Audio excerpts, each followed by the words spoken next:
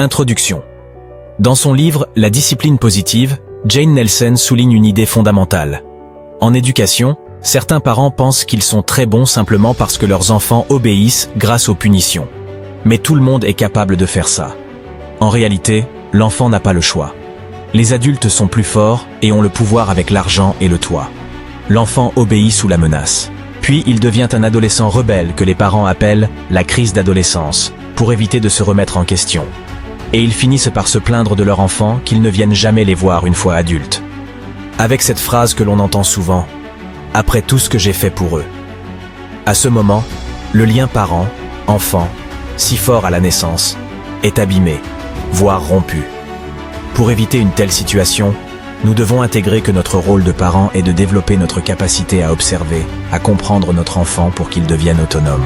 La discipline positive, c'est allier la fermeté et la bienveillance. Jane Nelsen.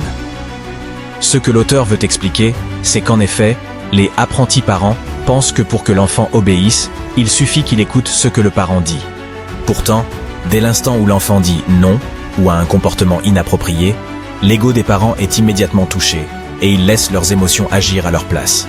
Savoir quoi dire et comment réagir face aux objections de ton enfant pour éviter les crises est la clé ultime qui va transformer ta relation parent-enfant. Et c'est ce que je vais t'apprendre dans ces séries en te partageant un guide en 4 étapes pour que ton enfant coopère dans toutes les situations.